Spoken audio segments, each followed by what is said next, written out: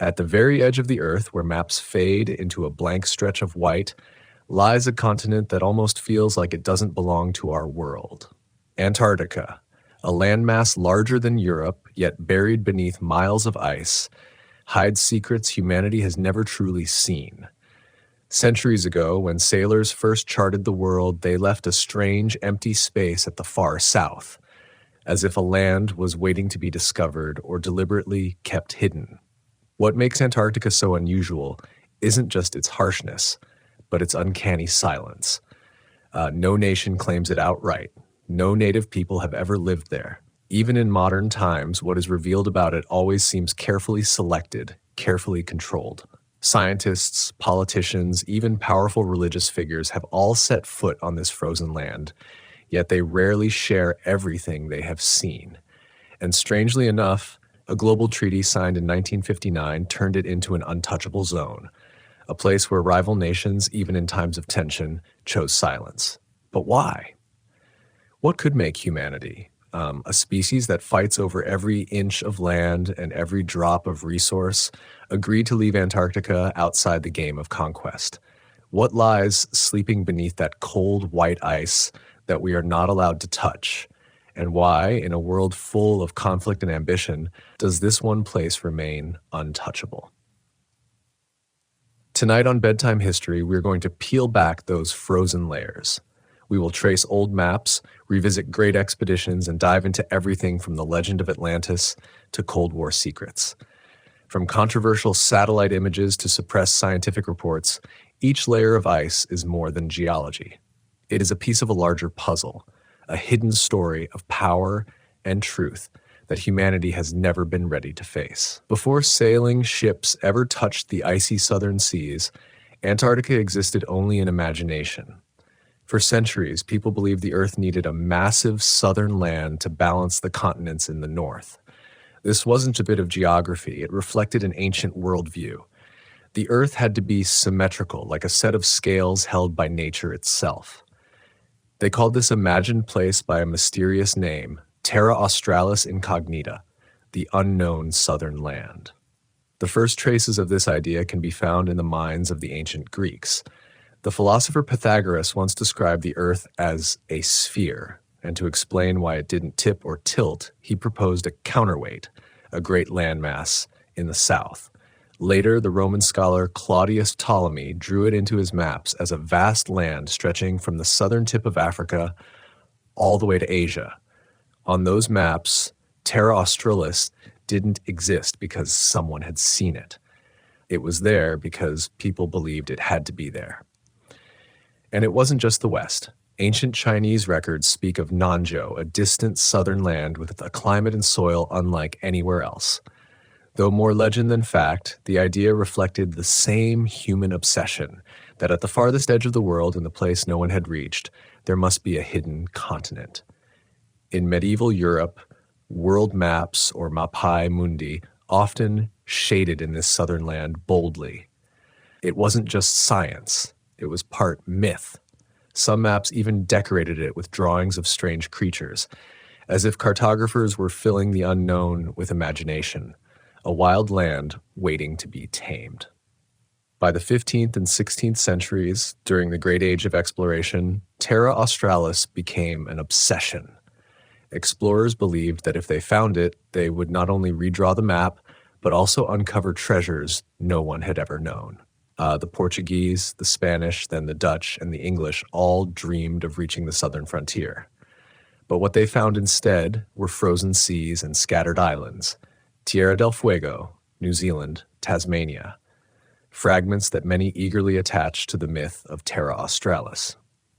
Even before anyone truly set foot on Antarctica, its shadow had crept into folklore. Polynesian sailors, masters of the open ocean, told of a cold land to the south where icy winds blew and seas were shrouded in mist. In South America, the Inca spoke of white men from the south, travelers from a distant frozen place. These stories were never backed by proof. Yet their persistence made scholars wonder, could collective memory have preserved a shard of truth from an age when the Earth was still very different? As European maps grew more detailed, Terra Australis did not vanish. On the contrary, it was drawn even larger, stretching across the globe from Africa to South America, imagined as the very foundation of the planet itself. Only when expeditions pushed closer to the southern circle did explorers realize it had been drawn too large, much of it pure invention. Yet even into the 18th century, Terra Australis still haunted sailors, a phantom that lured them into perilous voyages to uncover what really lay at the edge of the Earth. In the end, Terra Australis Incognita was not just a geographical mistake. It was a testament to how humanity has always viewed the world through the lens of balance, believing in what must exist even without proof.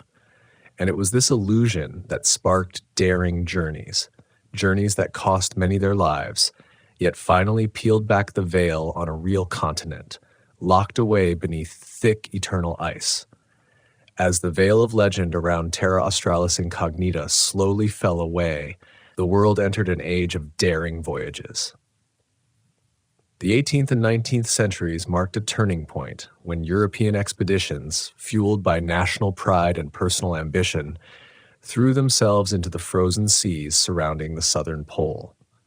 What had once been only a vague idea on maps now became a battleground for explorers, each fighting for the right to be the first to set foot on an untouched continent.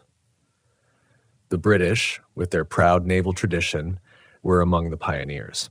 In the 18th century, Captain James Cook led expeditions farther south than anyone before, crossing the Antarctic Circle and recording endless fields of ice stretching to the horizon.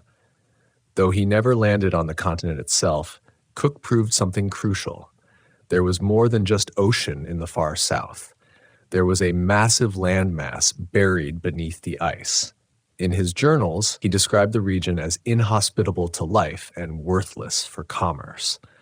But it was exactly this cold dismissal that stoked the hunger of later generations to conquer it. By the 19th and early 20th centuries, the real race had begun. For European powers, planting a flag at the South Pole became a symbol of national strength.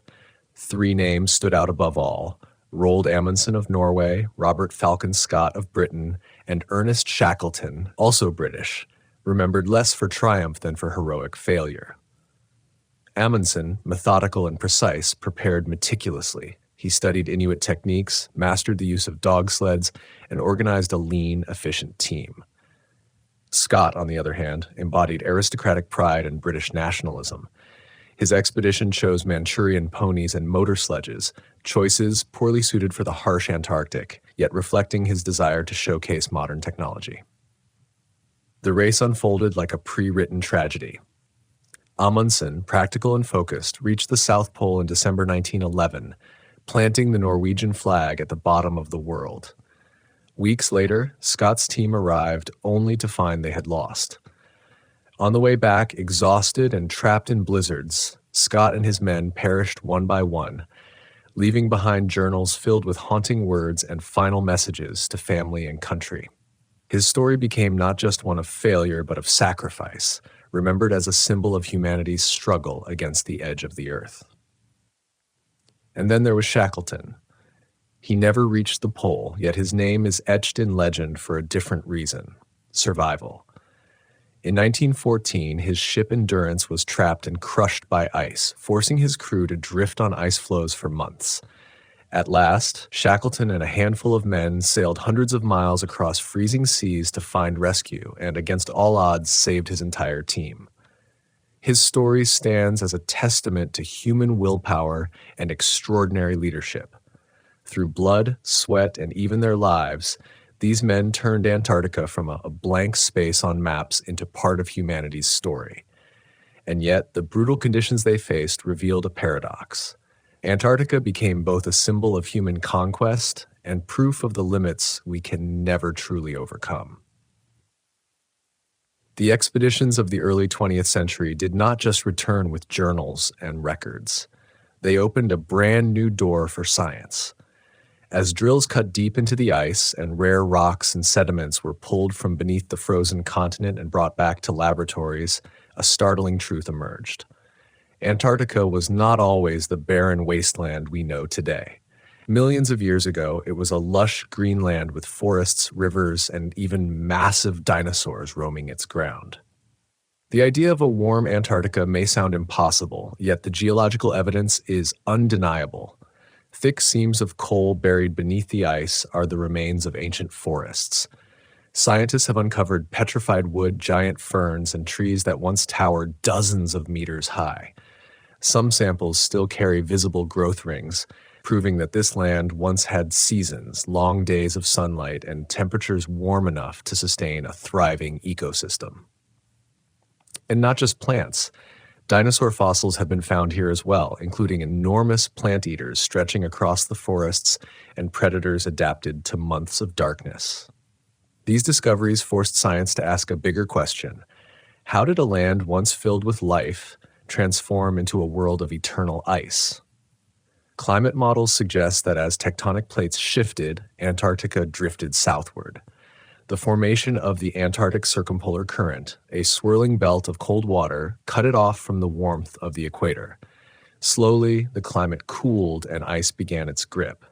But strangely, the process was not always linear. Some fossils show warm periods even after Antarctica had settled at the South Pole, proof that Earth's climate once shifted abruptly in ways we still struggle to explain. Were these just natural cycles or signs of forces we do not yet understand? Today, the ice sheet, miles thick, hides countless secrets beneath it. Radar scans suggest there may still be entire fossilized forests locked away like a time machine sealed in silence. If uncovered one day, they could reveal not only the biological past, but also how this planet once faced and adapted to extreme climate change. Yet the ice does not only preserve traces of life, it preserves the atmosphere itself. In ice cores stretching tens of meters, scientists find tiny bubbles of air trapped for hundreds of thousands of years. By studying them, we have built a timeline of Earth's climate. When CO2 levels rose, the planet warmed, ice melted, and seas rose.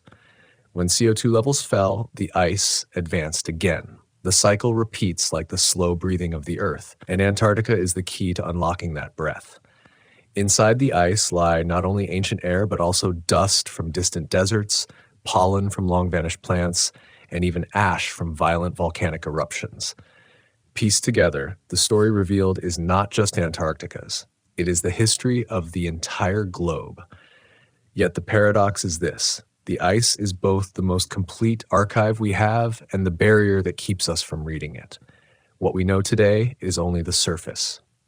Millions of years of history remain in the shadows. Perhaps that is why Antarctica feels like a locked library. Inside are priceless books, records of climate and environment. But to read them, we must turn the pages carefully, patiently. There is no rushing, no forcing.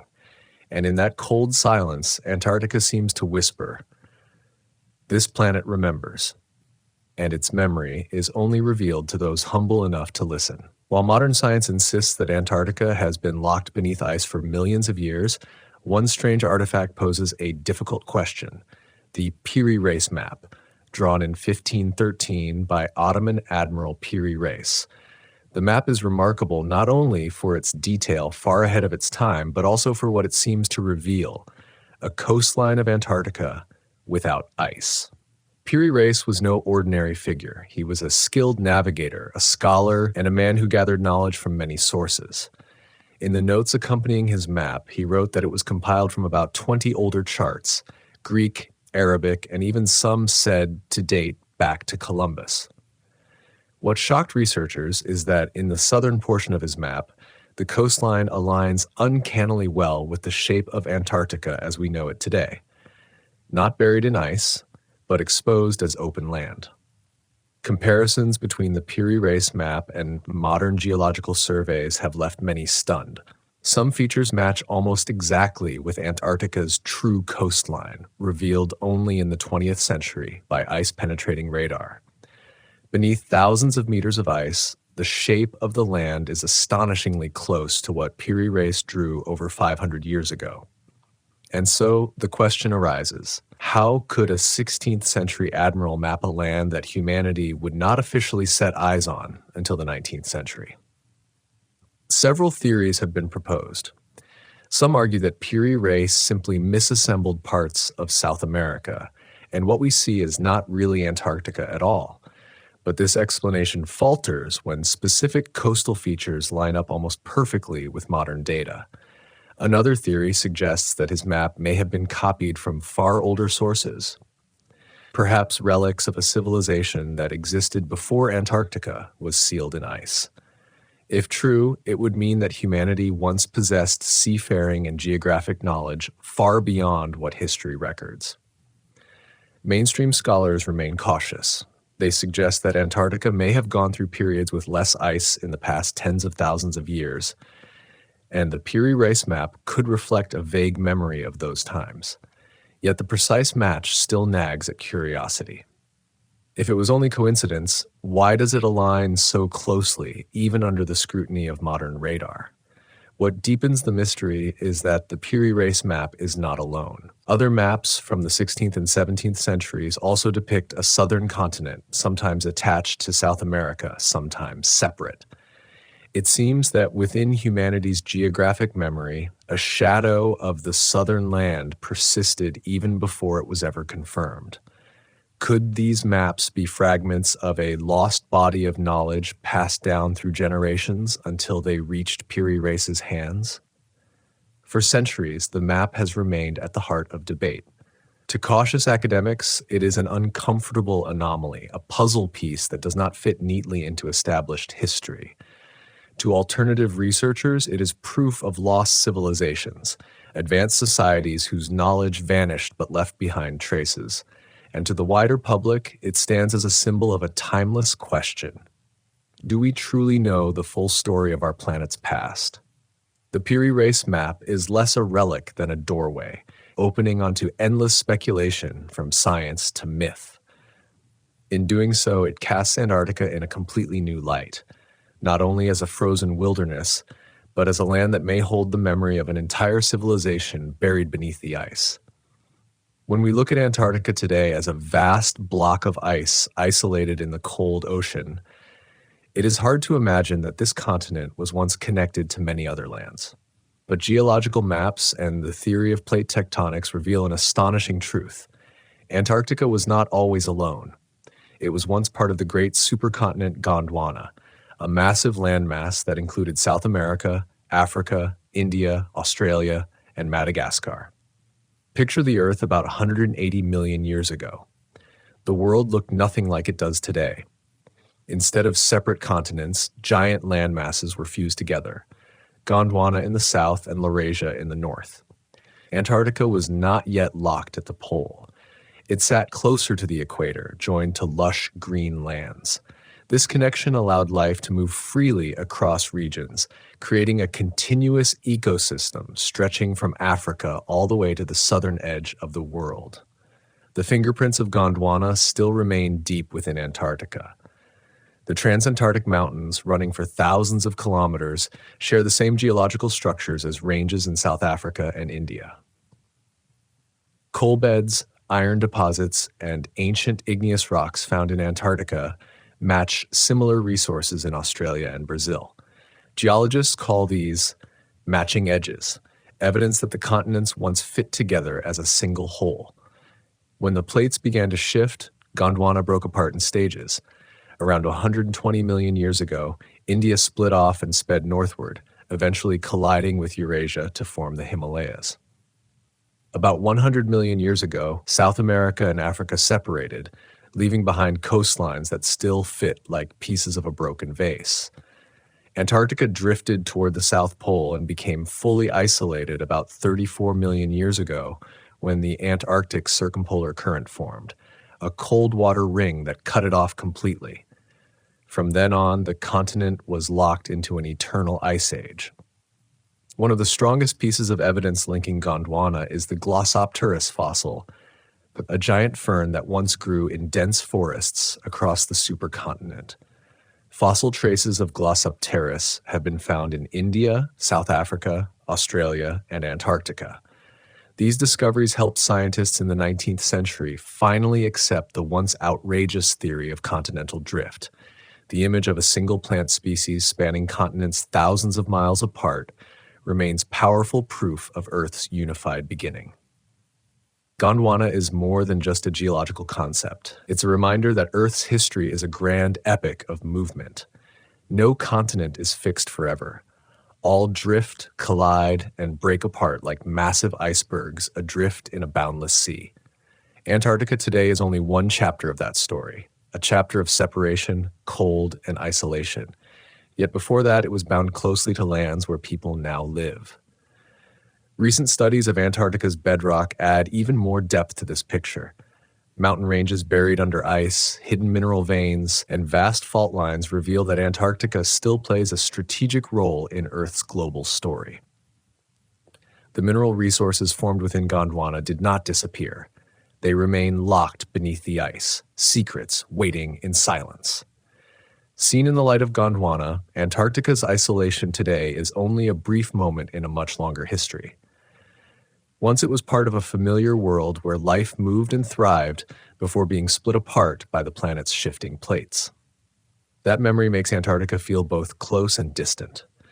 It once belonged to us, yet now lies sealed away, a frozen, hidden land beyond our reach. If Gondwana tells the story of Antarctica's distant past, then modern discoveries open a new chapter. Beneath miles of ice, Antarctica hides an underground world still full of life. A world sealed away for millions of years, where rivers still flow, vast lakes quietly exist, and ancient microbes continue to survive in conditions that should be impossible. The most famous of these discoveries is Lake Vostok.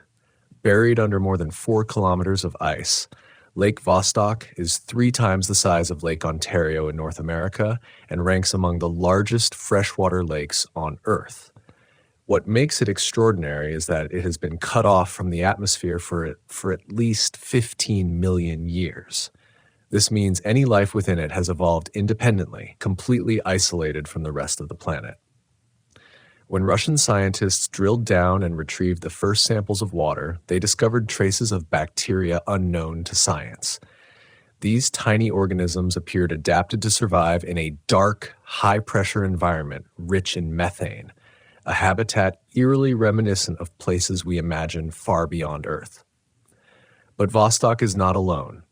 Ice-penetrating radar and satellite technology have revealed hundreds of other subglacial lakes, all connected by a vast network of rivers flowing beneath the ice. Some of these rivers stretch for hundreds of kilometers, transporting water, minerals, and even microorganisms through the frozen underworld.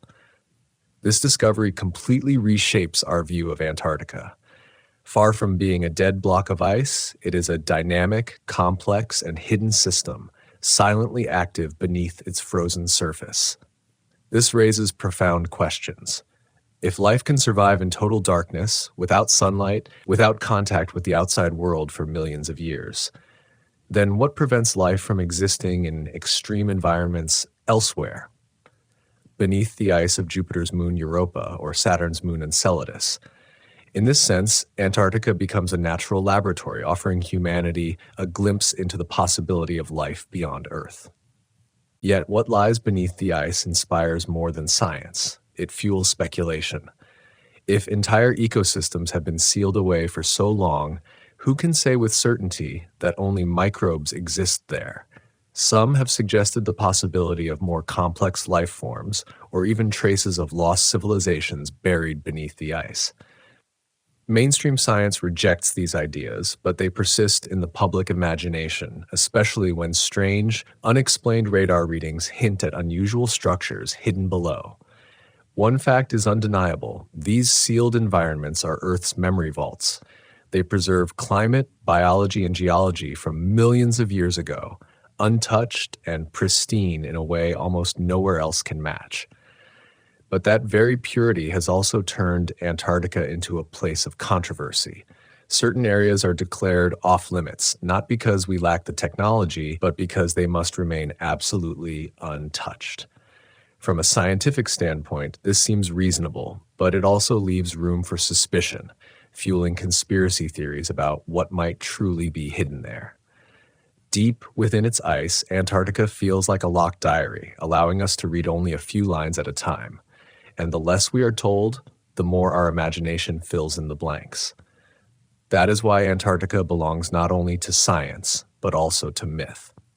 While scientists search for clues of ancient climates, others see in it the shadow of Atlantis, fallen gods, or even a gateway leading into a hidden world.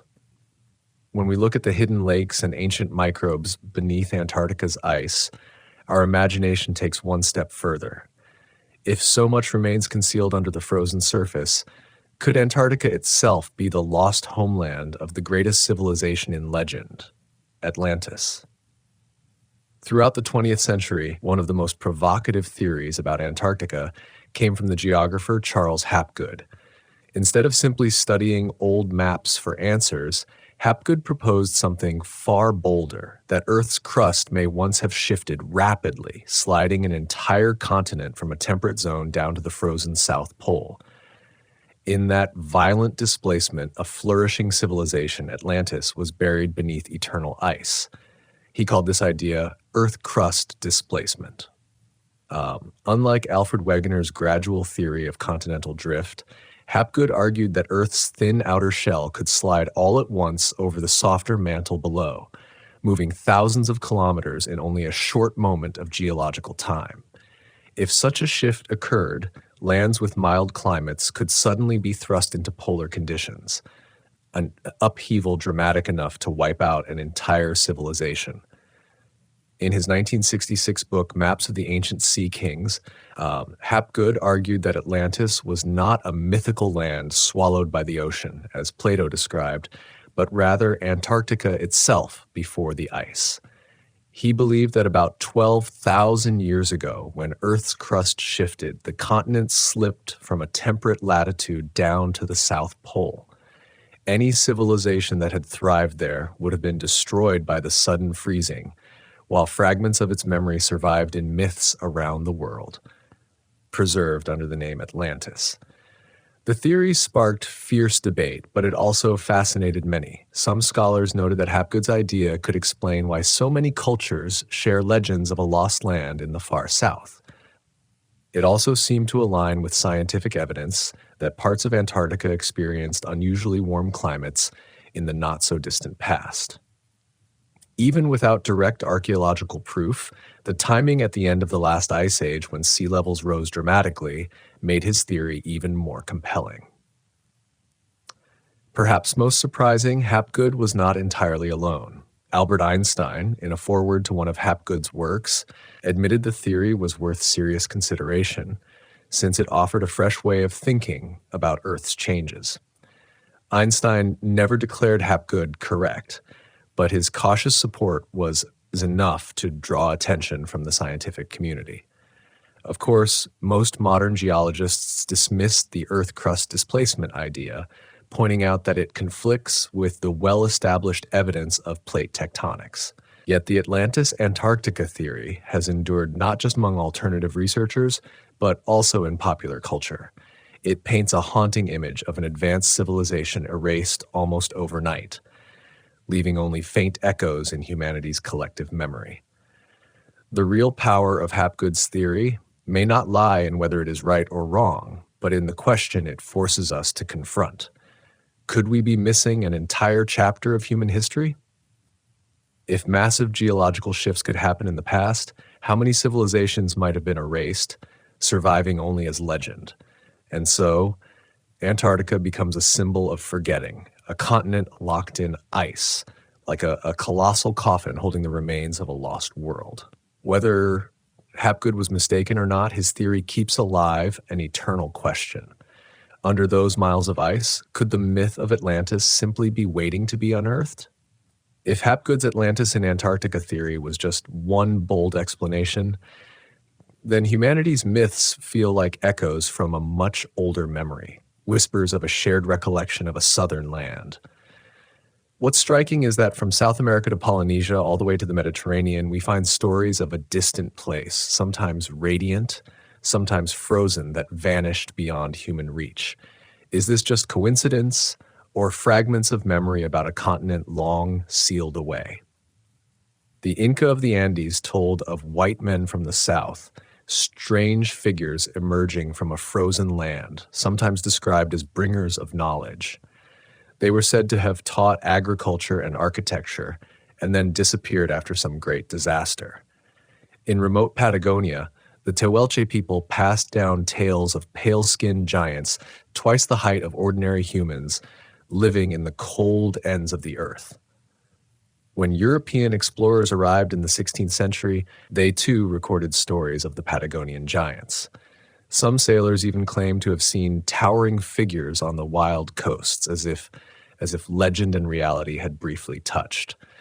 What makes this curious is that many of these stories existed before Europeans ever set foot in South America, which makes the idea that they were just exaggerations of meeting taller outsiders less convincing.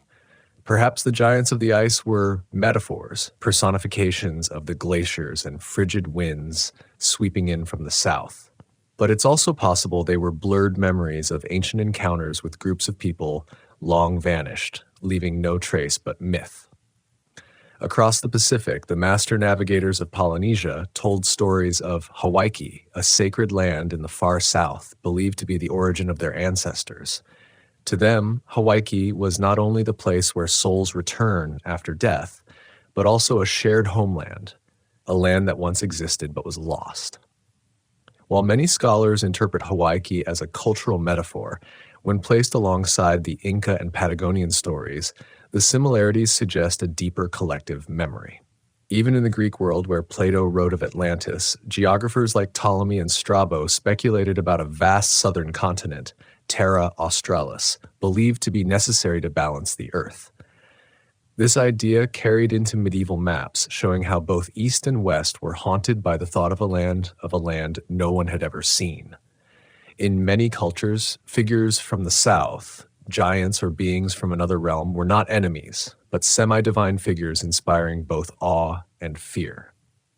Often remembered as bringers of knowledge, the pattern mirrors the Atlantis myth itself, an advanced civilization destroyed yet leaving faint traces behind. In human culture, giants often symbolize memories of a bygone age when greater forces walked the earth, the Titans of Greece, the Nephilim of the Bible, the colossal figures in Polynesian myth. They all share one trait. They belong to an earlier world, one swept aside to make room for humanity. When South American, Polynesian, and Mediterranean legends are read together, Antarctica begins to look like the stage where these collective memories converge. The true importance of these myths may not lie in whether they are literally accurate, but in their strange harmony. From South America to Oceania, from the Mediterranean to medieval Europe, cultures far apart seem to share a memory of a southern land, distant, haunting, and lost. And it is this imagination that has transformed Antarctica from a lifeless block of ice into a living symbol of fear, reverence, and humanity's eternal longing to explore. It does not give us a final answer, but it does open a door to the ultimate question. Beneath the ice, could echoes of a lost age still remain? After the legends of South American giants, the story shifts to the present. In today's age of satellites and the internet, Antarctica is no longer just a distant land of imagination. It is an open canvas visible to the entire world. And yet, paradoxically, the more images we have, the deeper the mysteries seem to grow. Amid millions of satellite photos, strange shapes appear, sparking the question, is Antarctica hiding signs of artificial structures, or are we simply being tricked by light, shadows, and ice? One of the most famous examples is the so-called Antarctic Pyramid. Circulating satellite photos show a structure with sharp edges, triangular sides, and a pointed peak rising above the endless white. From afar, it looks eerily like a massive pyramid, as if built by human hands or even by a forgotten civilization.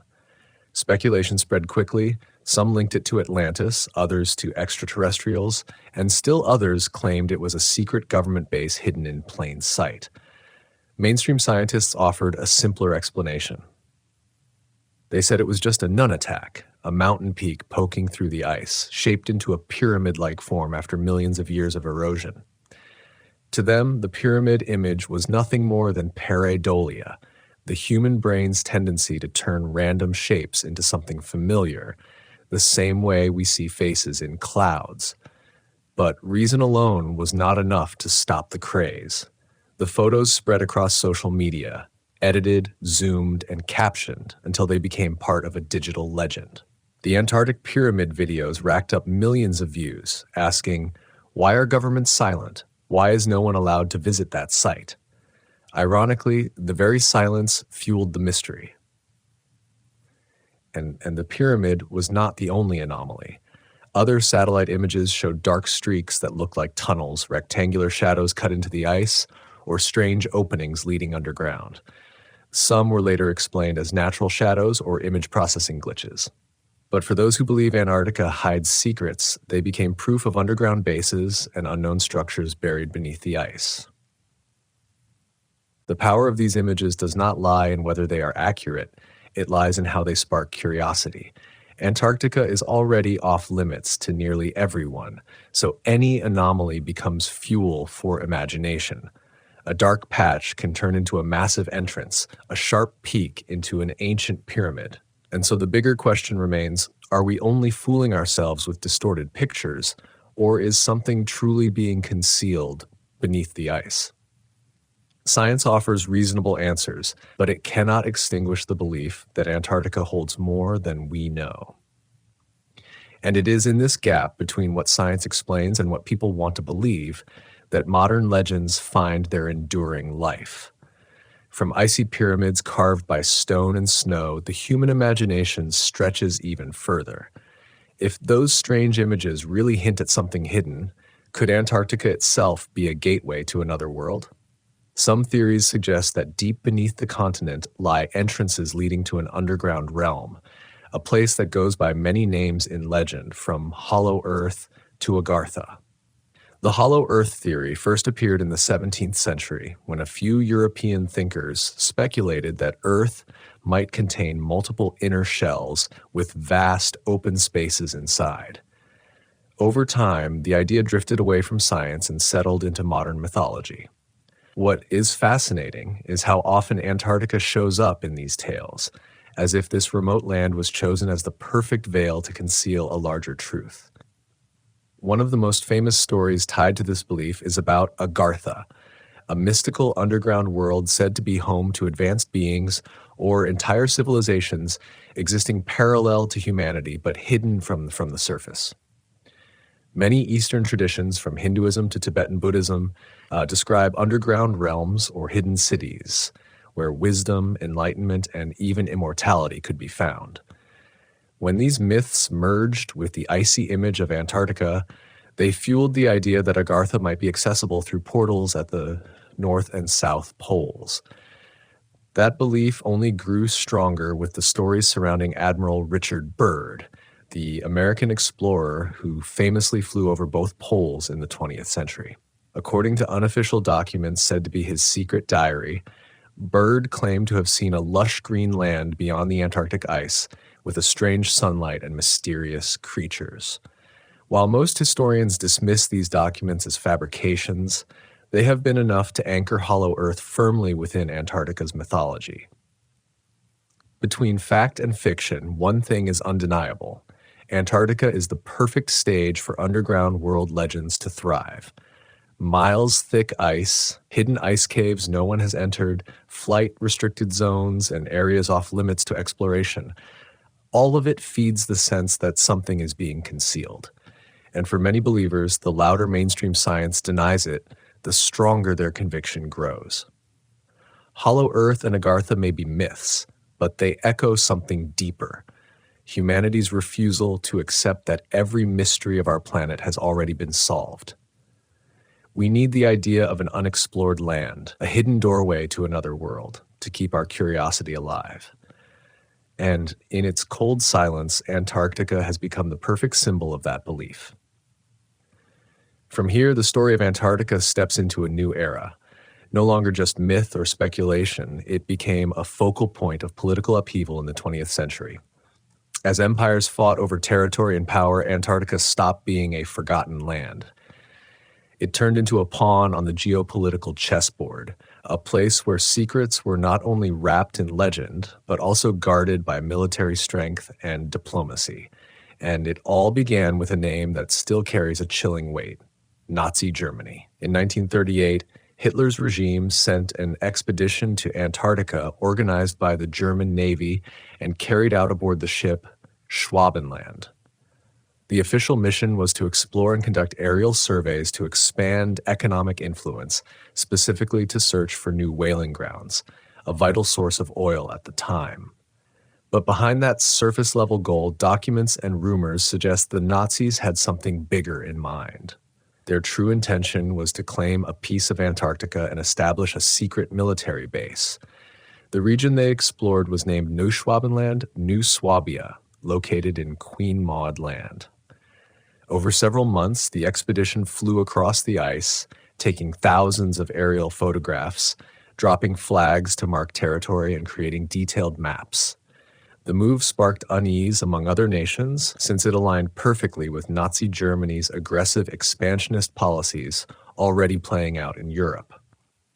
After the war, the lack of solid information about this expedition left a vacuum, and that vacuum was quickly filled with wild theories. Many came to believe the Nazis did not just scout whaler-rich seas, but actually built secret underground bases beneath the Antarctic ice. Some stories claim they constructed massive bunkers, experimented with advanced weapons, and even tested flying disc technology, ideas that sounded decades ahead of their time. One of the most popular theories is that the Nazis discovered something extraordinary in Antarctica. Perhaps the ruins of an ancient civilization, perhaps an entrance to the underworld like in Hollow Earth lore, or perhaps simply a hidden stronghold to rebuild power after their defeat in Europe. These stories were fueled further by accounts of missing German officers after 1945 and whispers that U-boats slipped away to the southernmost seas.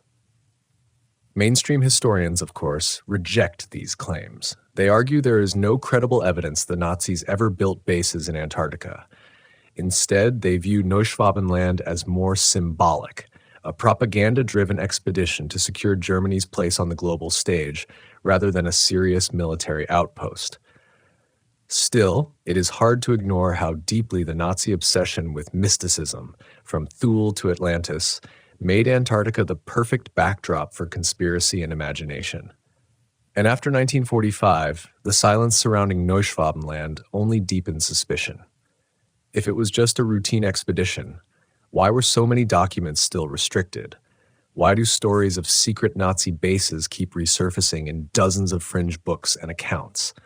And perhaps most provocatively, why, just a few years later, did the United States suddenly launch one of the largest military operations in Antarctic history, Operation High Jump? If the story of Neuschwabenland still lingers in the fog of speculation, then just a year after World War II ended, the world witnessed something far stranger. The United States launched one of the largest military operations in history at Antarctica, Operation High Jump.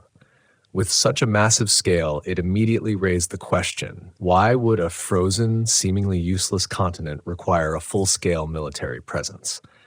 Operation High Jump took place from August 1946 to February 1947, led by Admiral Richard E. Byrd, one of America's most famous explorers. On paper, the stated goals were straightforward: to train troops in extreme cold, to test equipment, and to conduct scientific research. But when you look at the scale, it was clear there was more going on than a simple military exercise. The operation deployed nearly 4,700 personnel, 13 ships, and 33 aircraft, a force comparable to real wartime campaigns. Aircraft carriers, destroyers, and even submarines were included. It's hard to believe all of that was just to practice in cold weather. Some records also suggest that the U.S. brought extensive aerial photography equipment with the ambition of creating a comprehensive map of Antarctica. What fueled the mystery even more was the timing. Planned to last 6 to 8 months, the operation abruptly ended after less than 2. Official reports blamed harsh weather and logistical difficulties, but for many, that explanation rang hollow. Why would such a powerful, well-prepared military force suddenly pack up and retreat? That gap in information was quickly filled with speculation. One of the most popular theories claims the U.S. fleet had actually been deployed to hunt down a secret Nazi base hidden beneath the Antarctic ice, where remnants of the regime and German scientists might have fled after Berlin fell. Some stories went even further, claiming the Americans encountered advanced technology, experimental weapons, or even flying discs, forcing them to withdraw. The theory gained momentum thanks to strange remarks attributed to Admiral Byrd himself.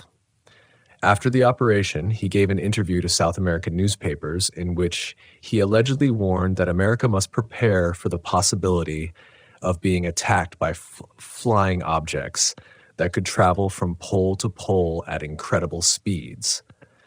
Though these words were never confirmed in official documents, they became fuel for decades of speculation about what Byrd really saw in Antarctica. Mainstream historians offer a far more practical explanation. They argue that high jump was part of America's push to assert itself as a superpower after the war, securing the polar regions, testing global reach, and preparing for the Cold War. Detailed mapping of Antarctica had both scientific and strategic value, especially as transpolar flight routes were being studied. From this perspective, the early withdrawal simply reflected the brutal conditions of Antarctica, not a hidden battle. And yet, the shadows of high jump remain. Why send such an enormous force for a scientific mission? Why do Byrd's alleged comments clash with official reports? And why did Antarctica, a place long considered meaningless, suddenly become the target of one of the largest military expeditions of the post-war era? It was exactly these unanswered questions that turned Operation High Jump into the perfect bridge linking the Nazi New Swabia legends with the later political mysteries of Antarctica. And when Admiral Byrd became the central figure, the words attributed to him, whether true or not, opened a new doorway toward a vast land beyond the pole, a place that seemed to suggest another world unlike anything we thought we knew about our planet. According to South American newspapers in the post-war years, Byrd gave an interview in 1947 in which he warned that the United States must be vigilant against the possibility of an attack by flying objects capable of moving from pole to pole at incredible speeds. The statement caused an immediate stir. Some papers even quoted him as saying there was a vast, lush land beyond the southern pole, untouched and unexplored. Later, researchers questioned the authenticity of those printed reports, but by then, the words had already been absorbed into the growing body of Antarctic legend. Part of the myth also came what is claimed to be Byrd's secret diary. According to this controversial account, Byrd allegedly recorded strange experiences during his polar flights, where he described seeing green valleys, unusual animals, and even making contact with beings more advanced than humans. In one often quoted passage, Byrd supposedly wrote that his plane was taken under control and flown into a land free of ice, where he encountered the inhabitants of the inner Earth. Of course, neither the U.S. military nor academic historians ever confirmed the diary's existence, dismissing it as a fabrication. Yet, for the public imagination, it became proof of the hollow Earth theory and Antarctica's hidden secrets. What makes this even more intriguing is that even without the disputed documents, Byrd's career alone invites speculation. As one of the first pilots to fly over both the North and South Poles, he personally witnessed uncharted regions with his own eyes. His flights documented photographs and observations of areas not fully covered in ice, as well as unusual weather phenomena. Perhaps it was these experiences that made his words so haunting, because they did not come from fantasy, but from a man who had truly seen things few others could even imagine. Some modern researchers argue that Byrd was only referring to unexplored parts of Antarctica along the coast, where ice had receded to reveal dry valleys, and that his warning about high-speed flying craft was simply a metaphor for emerging Cold War technology. But his vague phrasing, combined with sensational newspaper reports, gave his words a life of their own, transforming them into fuel for the idea of a secret world beneath the ice. We may never know what Byrd truly meant, nor how much the press exaggerated his statements, but it was precisely this ambiguity that made him a kind of messenger for grand theories of the hollow earth, of Agartha, and of lost civilizations hiding at the bottom of the world. After Admiral Byrd's strange words, Antarctica slowly moved out of the age of daring expeditions and into a completely new phase, the age of global politics and diplomacy. The clearest sign of that shift came in 1959 with the creation of the Antarctic Treaty, a document many still consider one of the most unusual agreements of the 20th century. Throughout the 1950s, the world was caught in the most dangerous years of the Cold War.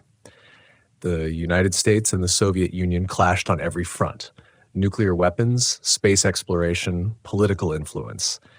And yet, in the middle of this global standoff, something almost unbelievable happened. Both sides agreed that Antarctica would belong to no one. On December 1st, 1959, in Washington, D.C., 12 nations, including the U.S., the USSR, the U.K., France, Japan, Australia, and Norway, signed the Antarctic Treaty.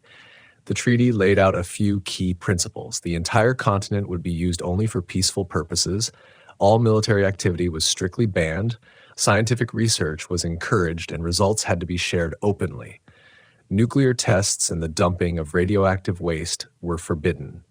No country could make new territorial claims, and all existing claims were frozen indefinitely. What made the treaty so strange was the level of agreement. In a world where territory was almost always the spark of war, Antarctica was suddenly taken out of the game. That led many observers to wonder, why would the superpowers willingly give up a continent twice the size of Australia, one that might hold vast resources beneath its ice? Did they know something the rest of the world did not? Some historians argue that the answer is simple. No one wanted to pour money and manpower into such a hostile, hard-to-control land, while the Cold War was already consuming so many resources. The treaty, in this view, was simply a way to avoid opening yet another front. But to those who believe in deeper secrets, that explanation feels too thin. They suggest the treaty was really a cover, a way for world powers to keep Antarctica's hidden truths under wraps. Whether that meant ancient ruins, secret bases, or something far stranger, suspicion only deepened when people looked at the treaty's strict rules on access. Anyone wanting to explore, survey, or even research the continent needed special permission. Huge areas were closed off under the banner of environmental protection. Commercial flights were not allowed. Even scientists could only operate within tightly controlled zones. For many, this level of restriction did not look like openness. It looked like deliberate control. From there, conspiracy theories flourished. Some say the treaty was designed to prevent the world from discovering archaeological finds that could rewrite history. Others believe it was meant to hide secret military bases, perhaps remnants of Nazi Germany, or new Cold War facilities built by the superpowers themselves. And of course, there are those who claim the real purpose was to block public access to evidence of UFOs or extraterrestrial life. Whatever the truth may be, one thing is undeniable.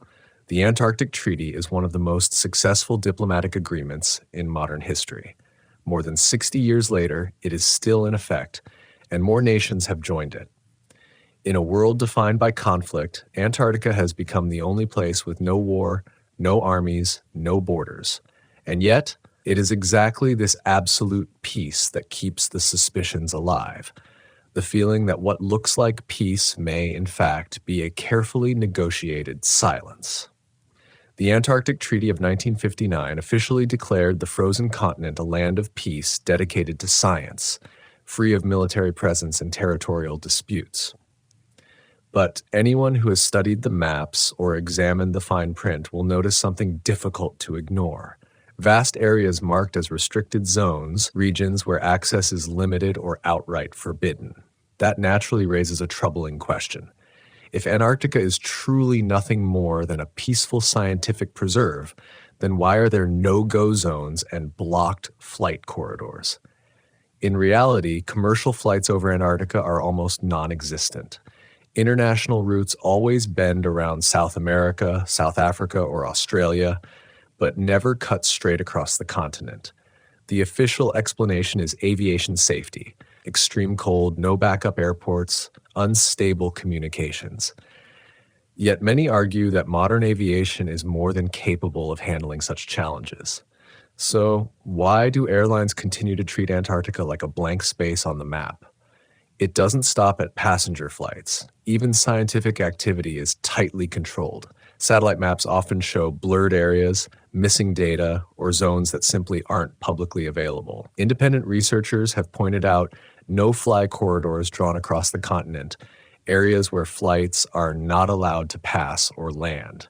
Officially, these are said to protect fragile ecosystems. But for the public, such reasoning only fuels suspicion. Is this really about environmental protection or about keeping secrets buried under the ice? The most popular theories claim these restricted zones conceal things the world isn't supposed to see. Nazi bases left over from the war, ancient structures trapped beneath the glaciers, or even cutting-edge military experiments carried out by today's superpowers in direct violation of the Antarctic Treaty itself. Adding fuel to the fire are satellite images that occasionally surface online before being quickly removed. Some images appear to show massive dark holes resembling cave entrances, or geometric structures with sharp edges that contrast sharply against the ice. To believers in Hollow Earth or Agartha, these represent gateways to an underground world guarded by global powers through restricted access. To more practical minds, the images still suggest that Antarctica may not be empty at all, but instead concealing infrastructure or sensitive resources. The map of restricted zones becomes even more suspicious when compared with 20th century expeditions. Many teams were permitted to travel deep into the interior, only to be forced to turn back near specific coordinates. A few scientists have even publicly admitted that they were denied access and prevented from releasing data collected in sensitive regions. Such control leaves people questioning whether environmental preservation is merely a cover story. While the real purpose may be to keep discoveries hidden, Antarctica becomes, in this sense, an unfinished puzzle. The visible pieces are clear enough, but critical sections remain deliberately concealed. Each restricted zone, each blocked flight corridor becomes an empty space that fuels speculation. And it is these empty spaces that have given rise to countless theories, making Antarctica one of the most mysterious and myth-filled places in modern history. When the Antarctic Treaty was signed, many assumed the frozen continent would become a symbol of absolute peace, hosting nothing more than climate research stations and quiet scientific outposts. But reality proved far more complex. As the Cold War unfolded, Antarctica emerged as a silent battleground, a theater of shadow conflicts no less tense than Berlin or Cuba. With its unique geography at Earth's southern pole, spanning a vast sheet of ice and positioned near critical transpolar flight paths, Antarctica quickly became what both the United States and the Soviet Union regarded as prime ground for surveillance. In an era when nuclear war seemed possible at any moment, the idea of placing radar or missile systems at the South Pole carried immense strategic weight. From this vantage point, a base could monitor aircraft and submarines across both the South Atlantic and the South Pacific. Officially, the research stations focused on geology, climate, and biology. Yet many observers suspected that behind those modest, scientific-looking buildings were hidden intelligence centers, intercepting radio signals, monitoring satellites, and even testing classified military technologies. Radar towers, satellite antennas, and fortified bunkers carved into the ice began to appear. Were they truly for weather data or for something far greater? From the 1960s through the 1980s, Antarctica became home to a growing number of so-called international research facilities. Yet, this cooperation often appeared more like camouflage. Reports circulated that the United States had deployed sonar arrays beneath the ice to track Soviet submarines navigating the Southern Ocean. Meanwhile, the Soviets were believed to have installed space monitoring equipment inside their stations to capture signals from American satellites. To the public, photographs showed cheerful scientists in bright white parkas. But beneath the surface, a shadow war of surveillance was quietly unfolding. Some of the mystery came from persistent stories of underground bases. Rumors claimed that both superpowers had carved vast complexes beneath the ice, research labs, weapons depots, command centers. Explorers even described tunnels so massive that trucks could pass through them, hidden deep under the Antarctic ice sheet. While official sources never confirmed such claims, the existence of underground facilities like the Amundsen Scott Station proved that large-scale construction beneath the ice was indeed possible. Adding to the suspicion were the no-fly zones that began appearing during this era. Officially, they existed to protect fragile ecosystems, but curiously, many of these restricted areas overlapped with key research bases. To skeptics, this was no coincidence. These were the places where secret military testing was happening in violation of the very treaty that declared Antarctica a land of peace. By the 1980s, the arms race had reached a fever pitch. Laser technology, directed energy weapons, even space defense initiatives like the infamous Star Wars program were being explored. Some theories suggest that Antarctica, isolated, silent, and easily hidden from public scrutiny, was the perfect testing ground. If something went wrong, the ice itself would bury the evidence. In this way, Cold War Antarctica was never just a meteorological outpost. It was a hidden battlefield where science and military ambition overlapped, where the public saw only the surface while the deeper layers of the ice concealed strategic games of power. The strict silence surrounding these bases, combined with the continent's rigid restrictions, turned Antarctica into a colossal black box of modern history. And then, even as the Cold War faded, that black box was never opened. The old secrets never disappeared. They simply piled on top of new ones. Because in today's world, Antarctica is no longer just a story of politics and military strategy. It has become the stage for something stranger. Mysterious streaks of light, unexplained signals from the sky, reports of UFOs from pilots and researchers. This was the beginning of a new era of Antarctic mysteries, where the ice and the heavens seemed to merge into a silent performance. One of the most frequently retold stories comes from pilots flying near the southern pole. Many reported seeing lights that moved in ways no aircraft could, streaking across the sky at impossible speeds. Sometimes they appeared in groups flying in formation, only to vanish in an instant. These reports were rarely made public, but they circulated quietly within military and research communities. For believers in UFOs, Antarctica became the ultimate hidden stage for otherworldly activity. Even research stations have logged strange phenomena. Scientists at the Amundsen Scott base described brilliant halos stretching across the sky for hours with no natural explanation to account for them. Blue or silvery white beams appeared at times, unlike the normal auroras one might expect. Some reports even mentioned strange sounds accompanying the lights, a low hum that seemed to resonate from the sky itself. These accounts almost never reached the public, and when they did, they were quickly dismissed as unidentified atmospheric phenomena. One of the most controversial cases happened in 1965 when a group of Argentine pilots claimed they encountered bizarre flying objects near Antarctica. They described orange lights racing at impossible speeds before shooting straight up into the atmosphere and vanishing. The story was picked up by South American newspapers, and to this day it remains one of Antarctica's most famous UFO files. What made these reports harder to dismiss was the nature of Antarctica itself. This isn't a crowded place with random eyewitnesses who might mistake what they see. Every flight, every observation comes from trained professionals, pilots, scientists, military officers, and yet the silence remains deafening. If they truly witnessed these events, Why weren't the reports ever openly analyzed? Were they locked away for national security reasons? Or did they brush against something beyond human understanding? Of course, not every explanation points to extraterrestrials.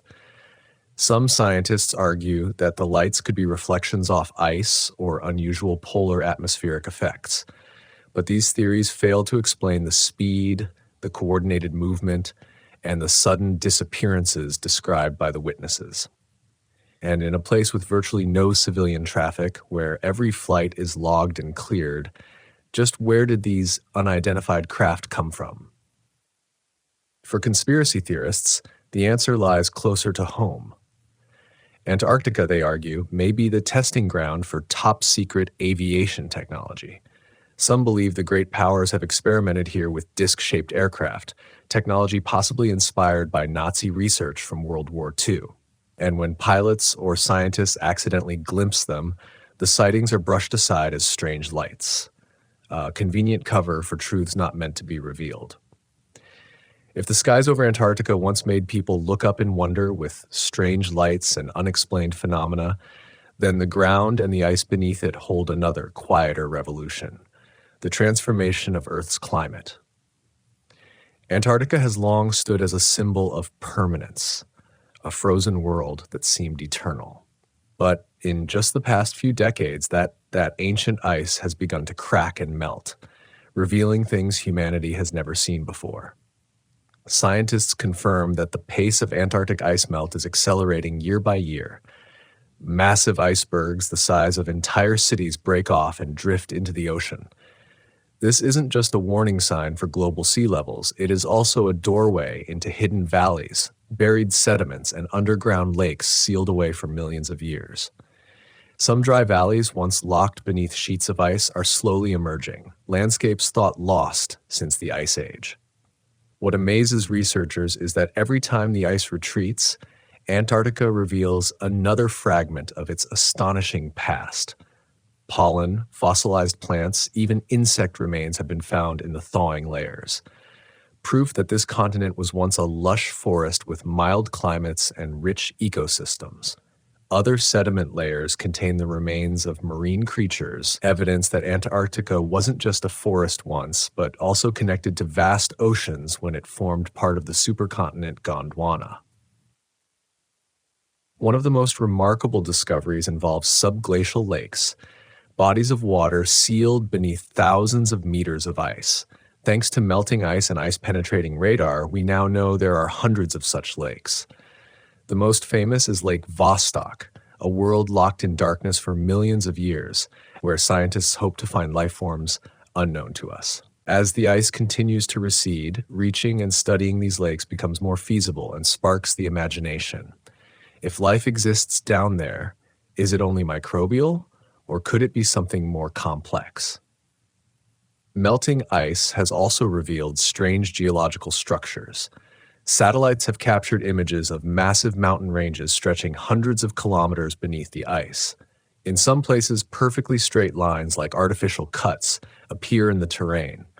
To some, these look less like geology and more like the remnants of an ancient civilization buried under ice and time. Mainstream science explains them as natural formations, the result of tectonic shifts. But the geometric precision of some shapes still leaves many unconvinced that nature alone could carve them so cleanly. Climate change and melting ice, then, are both a warning and an opportunity. A warning because they threaten global stability, but also an opportunity because they may finally allow humanity to access secrets sealed away for millions of years. And yet, the paradox is clear. The more Antarctica reveals, the tighter the control over information becomes. Research data is often locked away, with only fragments released to the public. Satellite images sometimes vanish or are blurred out. It feels as though what's emerging from the ice isn't only fossils and lakes, but things too sensitive to share. And that is why many believe the melting of Antarctica isn't just a natural process. It's like a curtain slowly being drawn back. And behind it might be not only Earth's forgotten history, but truths that the world is not yet ready to face. The question is no longer just how fast the ice is melting, but also what we will see when it is finally gone. But not everything Antarctica reveals comes from nature. Alongside the secrets unlocked by time and climate, there are mysteries tied directly to people, unexplained disappearances, expeditions that vanished into the ice, leaving behind questions that never close. Unlike the early 19th century expeditions where tragedy could be blamed on a lack of technology, the disappearances of the 20th and 21st centuries raise bigger questions. With modern science and advanced equipment, why do people still vanish without a trace? One of the most talked about cases involves aircraft accidents. During the 1960s and 1970s, both military and civilian pilots reported strange incidents while flying near Antarctica.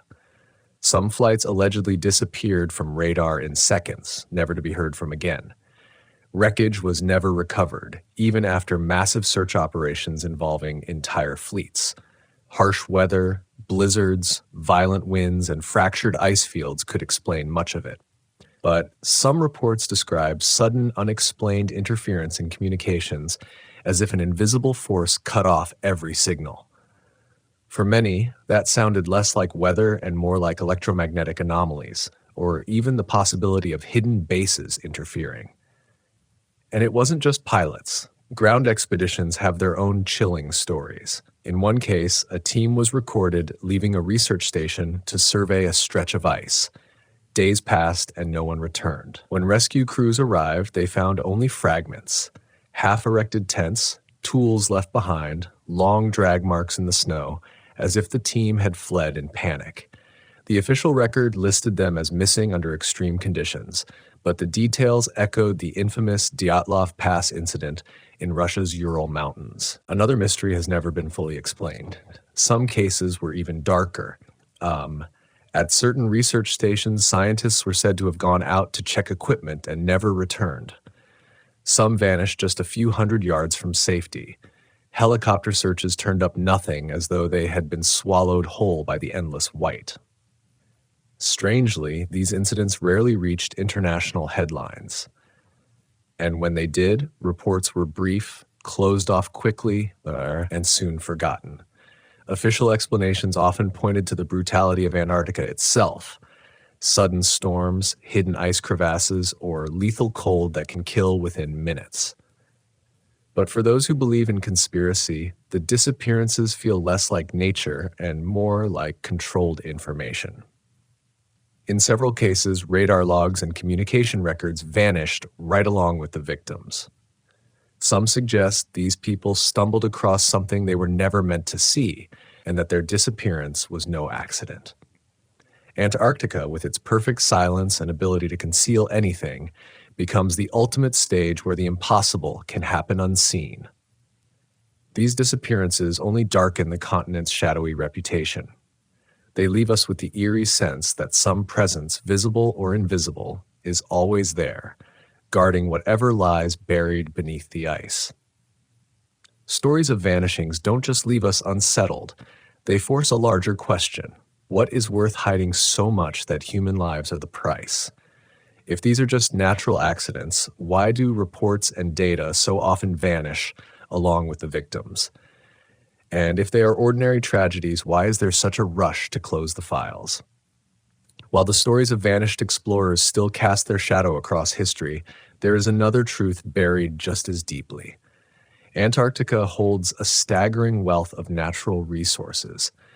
Beneath its massive ice sheet, geologists have discovered oil, natural gas, and rare minerals, resources powerful enough to shift the balance of the global economy.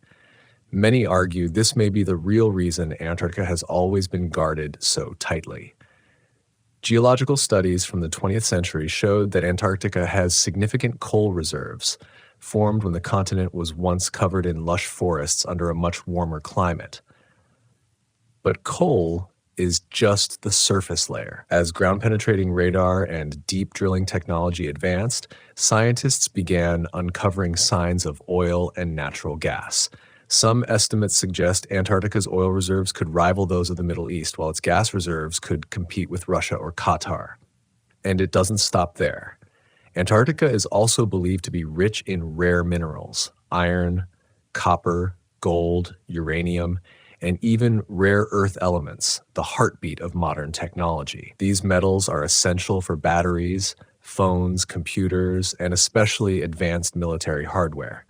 In today's high-tech era, whoever controls those resources holds a strategic edge. But because of just how massive and sensitive that hidden fortune is, Antarctica was essentially locked away by the 1959 Antarctic Treaty, reinforced by the Madrid Protocol in 1991, which banned resource exploitation for at least 50 years. On paper, the reason was to protect the fragile environment. And yes, Antarctica's ecosystem is incredibly delicate, where even small disturbances can leave long-lasting scars. Yet, through the lens of geopolitics, it's hard to believe the world's superpowers would simply walk away from such treasure only for the sake of the environment. Analysts often say the Antarctic Treaty was really a way of freezing interests. Instead of rushing into a resource war, the superpowers agreed to put things on hold, preserving the status quo until the timing is right. In the meantime, they quietly conduct surveys mapping the geology, identifying oil fields, and locating mineral deposits. When the moratorium finally expires, the nation with the most data will hold the upper hand. The clearest examples come from the 1970s and 1980s, when both the United States and the Soviet Union carried out major geological surveys. Under the banner of science, they drilled deep to collect sediment samples, enabling them to estimate resource potential. Most of those detailed reports were never made public, but leaks hinted at massive figures. More recently, China has invested heavily in Antarctic research stations, deploying underground surveying technology with very similar goals. It is this resource factor that makes it difficult to see Antarctica as the pure continent of peace it is often portrayed to be. Instead, it feels more like a giant vault packed with treasure, locked tight, with every superpower holding a spare key, waiting for the right moment to turn it. When the world faces an energy crisis, or when resource strategy becomes a matter of survival, opening that vault may only be a matter of time. And it is here that conspiracy theories find new fuel.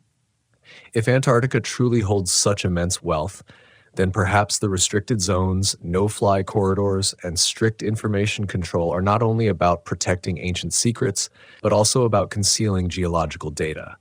Some even believe that small-scale experimental extraction has already taken place in secret, with results kept under wraps to avoid sparking international disputes. Resources may therefore be the most concrete element of Antarctica's mystery. UFOs, hollow earth theories, and ancient legends live in the haze of imagination, but oil, gas, and minerals can be measured, quantified, and fought over. They may well be the clearest reason why, for decades, Antarctica has remained sealed off, guarded like an unopened treasure chest. If the vast resources hidden beneath Antarctica's ice are enough to keep nations cautious but never looking away, then another mystery lies in the very people who choose to set foot there. Not ordinary tourists, not even just scientists, but powerful figures and global icons, politicians, religious leaders, even astronauts. And every time one of them arrives, it sparks a wave of questions. What could possibly draw them to this barren, frozen land? A place with no cities, no permanent residents, and officially at least nothing to see. One of the most talked about visits occurred in 2016 when then U.S. Secretary of State John Kerry made a surprise trip to Antarctica on the very day of the U.S. presidential election. The timing alone fueled speculation. Why would one of the most powerful men in Washington fly to the farthest, emptiest corner of the world at such a critical moment? The official answer was climate change, to witness its impact firsthand. But skeptics argued that there were plenty of other places far more urgent for such a visit.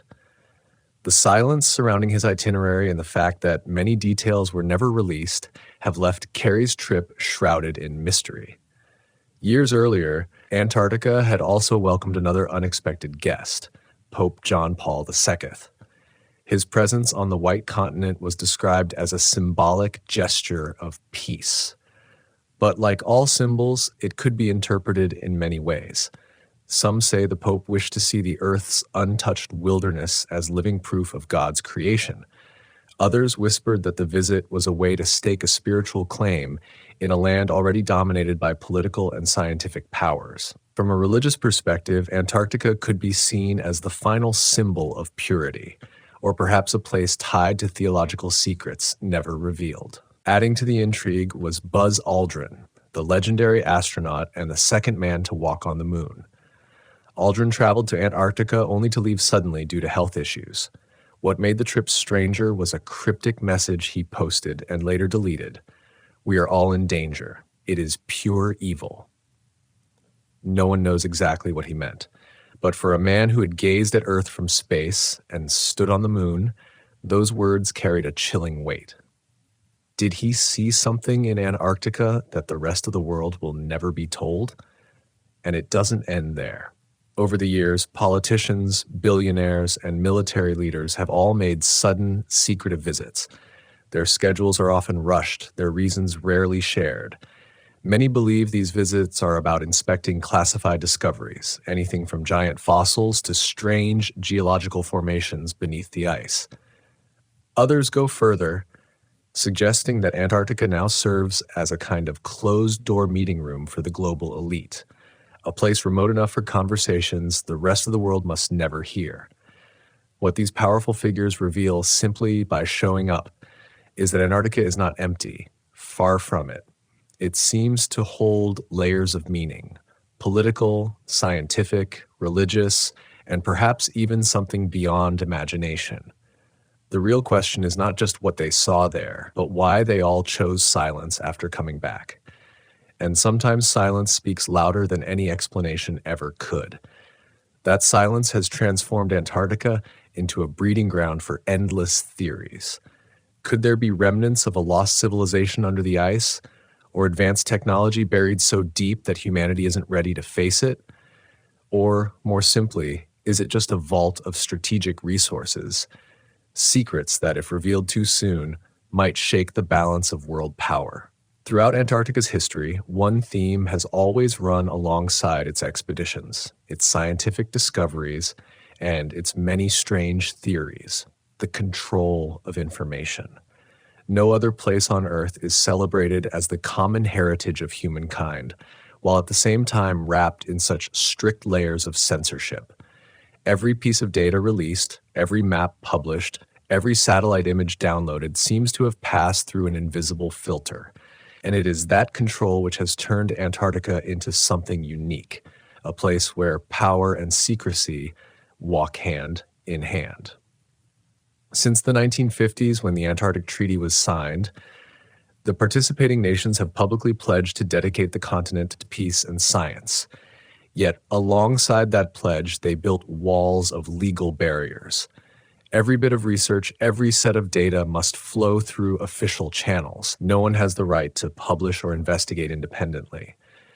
The result is that science in Antarctica stopped being about free knowledge and instead became a tool of diplomacy, where each piece of information carries political weight. For the public, this control reveals itself in more subtle ways. Satellite photos are often blurred in specific regions. Maps released to the public usually detail only the most accessible areas, leaving large blanks where questions linger. Scientific reports are rarely released in full. Instead, they highlight only safe findings for journals. Raw radar scans or deep core drilling data, the kind that could reveal what really lies beneath the ice, almost never see the light of day. The deeper you look, the clearer it becomes that this is not just about basic security. It's about power. Because whoever controls the information controls reality itself. When a major power declares that Antarctica is nothing but ice and microbes, that narrative becomes the official truth, even if findings locked away in restricted databases tell a very different story. The gap between the truth we are told and the truth kept hidden is exactly where power thrives. And that is why Antarctica has always been fertile ground for conspiracy theories. The more that is hidden, the more imagination rushes in to fill the void. A blurred satellite image is not seen as a glitch, it is seen as a secret base. An expedition gone missing is not attributed to a snowstorm, it becomes evidence of outside interference. Ironically, the very act of controlling information has only fueled the survival of these theories. Perhaps Antarctica stands as proof of a deeper paradox.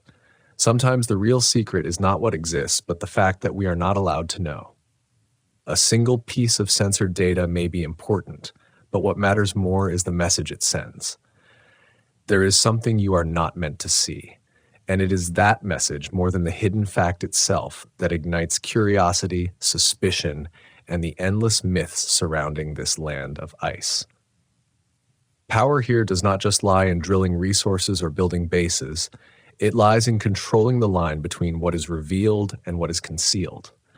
And Antarctica, with all its ice layered over by politics, has become the perfect example of how power and secrecy intertwine. But this is not only a product of the 20th or 21st century. If we look further back to old maps and ancient myths, Antarctica has always been more imagined than explored. Perhaps that is its true nature, to exist in the tension between what we can see and what we are never allowed to see. And that is why it continues to hold our fascination, forcing humanity to keep asking questions long after the answers have been sealed away. If information control is the curtain that hides Antarctica today, then behind that curtain lies a future that may explode into conflict, the battle for energy. In a world that grows hungrier for resources every year, where oil fields, gas reserves, and rare minerals have become strategic bargaining chips, Antarctica, with its vast frozen wealth, cannot remain untouched forever. Geological surveys from the 20th century already hinted that beneath layers of ice, miles thick, lie sediment records stretching back hundreds of millions of years. Those sediments are telltale signs of coal, oil, and natural gas. Some unofficial estimates have even compared Antarctica's potential reserves to those of the Middle East. A bold claim, but not entirely unfounded. As radar technology has improved and can now peer deeper through the ice, the continent's underground resource map grows clearer. The question is no longer if the resources exist, but when, and who will tap into them first. For now, the Antarctic Treaty and the Madrid Protocol have frozen all exploitation. But those agreements are only temporary. When the world enters a full-blown energy crisis, when traditional oil fields run dry, the debate will no longer be about whether we should drill or not. It will be about which nation gets to drill first. A silent race is already underway, not with weapons, but with data and science. Whoever possesses the most detailed maps of oil and gas reserves, and whoever perfects the technology to drill and transport resources in such extreme conditions, will dominate the game the moment the ban expires. And this energy struggle goes far beyond oil and gas. Antarctica is believed to hold vast deposits of rare minerals, cobalt, lithium, and rare earth elements, the essential building blocks of batteries, renewable energy, and modern weapons. In an age where green energy is hailed as salvation, whoever controls these rare materials will control the direction of global industry.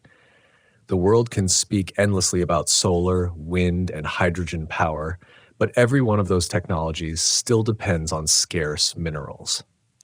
And Antarctica may well be the last great untouched mine. That is why many warn that Antarctica could become the new Middle East, only more dangerous. Because exploitation here would not only risk geopolitical conflict, it could also unleash an environmental catastrophe. Every drill hole, every pipeline could disrupt the delicate balance of its ecosystem. And once the ice begins to collapse, the damage would not remain local. It would ripple out to sea levels, climate systems, and the survival of millions worldwide. And yet this is precisely why Antarctica may become the front line where power and morality collide. Great powers could invoke global energy relief as justification for drilling. They might frame it as a solution to fuel shortages, food crises, or even climate change itself. At the same time, environmental organizations will push back, warning that exploiting Antarctica would be like opening Pandora's box, unleashing consequences that can never be reversed. This is where the true weight of Antarctica becomes clear. It is not just a remote continent. It could be the place where humanity's future is decided. Once its resources become a prize, Antarctica will no longer be the continent of peace but a global chessboard. The coming energy war may not begin with bullets, but with treaties, with technology, and with how convincingly each side can tell its story to the public. Whoever controls the narrative of extraction for the good of humanity will be the one to win. And so, Antarctica is not only Earth's memory sealed in ancient ice, it may also be Earth's future. The real question is, when humanity finally unlocks that frozen vault, will we find salvation, or will we trigger yet another cycle of ambition, conflict, and environmental ruin? If we imagine Antarctica as a land draped in mystery, then it is as if three hands are gripping the curtain tightly. Science, the military, and religion, three realms that seem different, even opposed, yet converge at the southernmost edge of the planet. Each holds a part of the key, and together they form a triangle of power that both protects and conceals the deepest secrets of Antarctica. Science, at least on the surface, is the light that illuminates this frozen continent. Research stations have been built, and thousands of scientists from across the world take turns studying its climate, biology, and geology. But science in Antarctica is not entirely free. It is structured, allocated, and monitored through international treaties.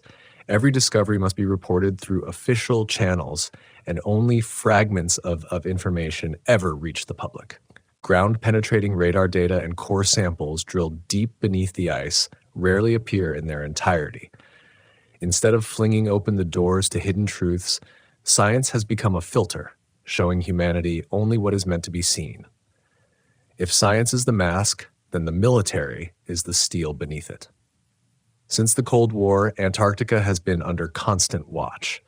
Military bases disguised as research stations, restricted flight paths, and censored areas on maps all suggest the quiet presence of armed forces. Operations such as High Jump, along with rumors of Nazi underground bases, reinforce the belief that Antarctica has always been on the strategic radar of the superpowers. Officially, international treaties forbid the deployment of weapons here, but few truly believe the military has withdrawn from such a geographically crucial land. A land that sits at the junction of three oceans, directly beneath the web of global surveillance satellites. The third point of the triangle, religion, may sound unexpected, but its influence is undeniable. From the Pope's symbolic visit to theological interpretations of Antarctica as the last pure land, religion has shaped how the public imagines this place. Some theologians see Antarctica as a symbol of the beginning or the end, where cosmic mysteries may be preserved, and at times the voice of faith has helped legitimize silence. When science and politics cannot explain, myth and belief step in to fill the void. Thus, the triangle of science, military, and religion does more than coexist. It sustains itself by both supporting and restraining one another. Science provides the rational framework that makes control acceptable. The military ensures that the land stays firmly under watch. Religion cultivates a layer of myth, making Antarctica not just a physical continent, but also a spiritual emblem beyond reach. Together, these three sharpened points do not simply maintain secrecy, they make secrecy durable. For the secret does not rest in the hands of any single group, but in the quiet collaboration of many powers. Viewed through this triangle of power, Antarctica's hidden truths are not merely about oil reserves or subglacial lakes. What is concealed is the very power to shape human knowledge. Whoever can define what Antarctica is, a land of ice, a vault of resources, or a mirror of the cosmos, holds the power to define how humanity sees the Earth itself.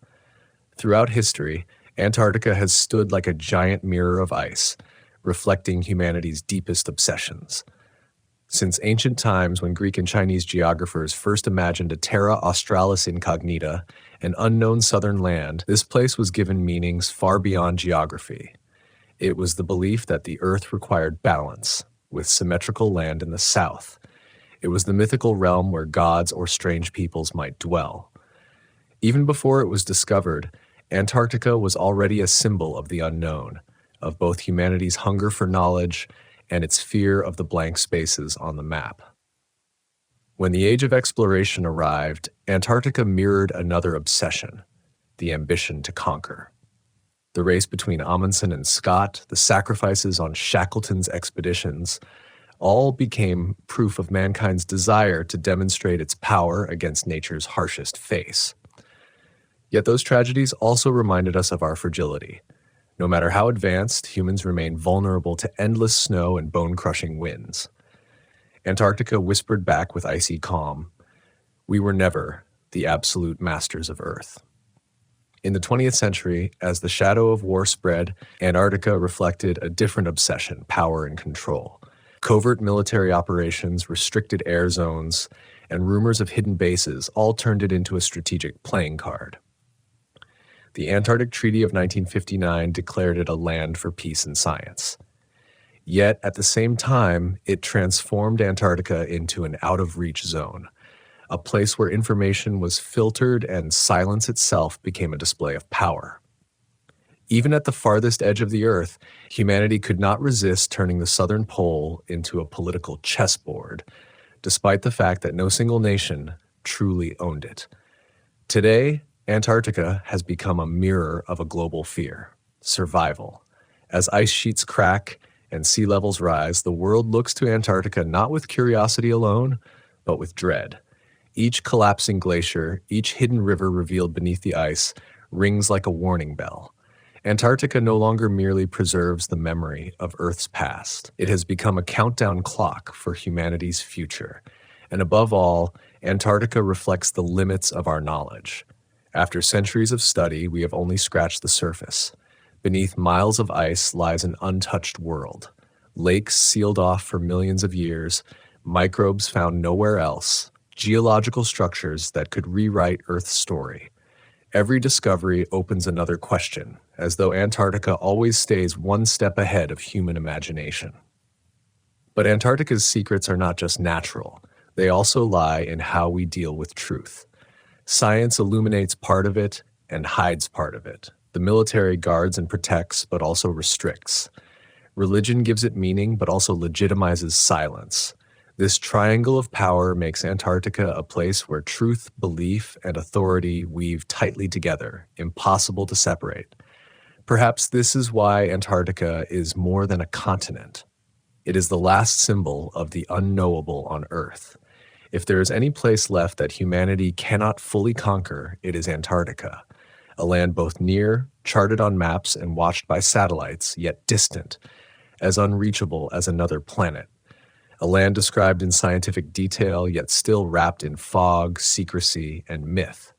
And maybe what Antarctica teaches us is not what lies beneath the ice, but how we face the unknown. It reminds us that humanity has limits, that not every secret is meant to be uncovered, and that sometimes silence itself holds value. Antarctica is not only Earth's treasure chest, but also Earth's lesson, a lesson in humility, in limits, and in the price of ambition. As we end this journey, perhaps we still have no definitive answers, but maybe that is the point. The absence of answers is what makes Antarctica the ultimate mystery. It does not hand us truths, it gives us questions. It does not fill the silence, it forces us to reflect. In a noisy world, Antarctica remains silent, and perhaps that silence is the most powerful message it has for humanity. Antarctica, the Earth's final secret, still waits for us, not to conquer, but to listen, to reflect, and to accept that not everything belongs to humankind.